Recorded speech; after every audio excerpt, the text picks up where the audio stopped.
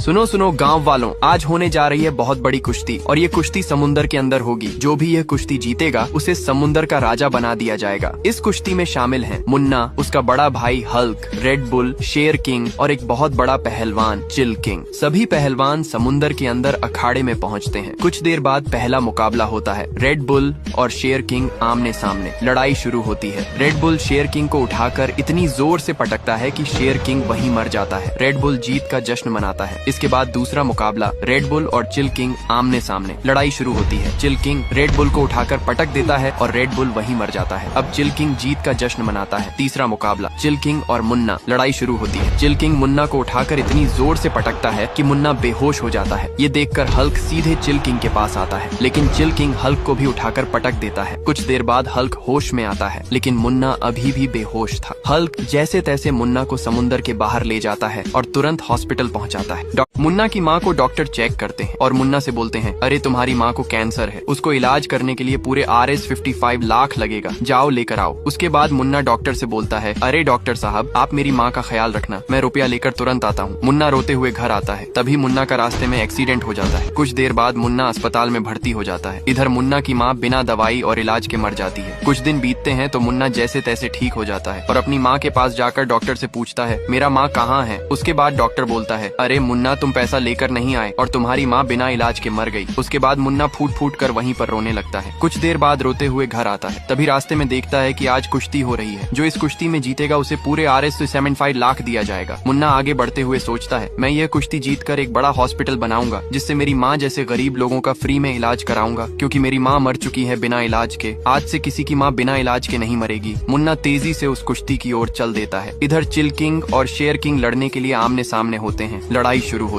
मुन्ना अपने पापा के साथ शिकार करने आया था, लेकिन मुन्ना के पापा तेजी से शिकार करने के लिए आगे बढ़ गए और मुन्ना वहीं रुककर देखने लगा। तभी मुन्ना के पापा की जगह से भयानक जानवर की आवाज आने लगी। मुन्ना डर गया और चिल्लाने लगा, पापा पापा, लेकिन जंगल में से केवल विशाल जानवर की आवाज आती रही। इसके बाद मुन्ना को लगा कि उसके पापा को किसी जानवर ने खा लिया है, लेकिन चिल किंग और शेर किंग ने मुन्ना के पापा को अगवा करके हाथ पैर बांधकर जंगल में पेड़ के पास सुला दिया था। इधर मुन्ना जानवर के डर से तेजी से जंगल से बाहर भागने लगा और घने जंगल से बाहर निकल आया। मुन्ना घर आकर रात को अपने पापा के साथ बिताए हुए पल याद करके रोने लगा। लेकिन जब सुबह मुन्ना को लगा कि उसके पापा अभी जीवित हैं, इस वह फिर से घने जंगल में गया और जंगल में जाकर चिल्लाने लगा, पापा पापा। लेकिन फिर वहीं खाली जानवर की आवाज आने लगी और मुन्ना डर कर भाग गया। इधर मुन्ना के पापा को रस्सी से पेड़ में बांधकर चिल किंग और शेर किंग मार रहे हैं और अपना पुराना बदला मुन्ना के पापा से ले रहे हैं। रात को मुन्ना रोते रोते सो रहा था। तभी मुन्ना के पापा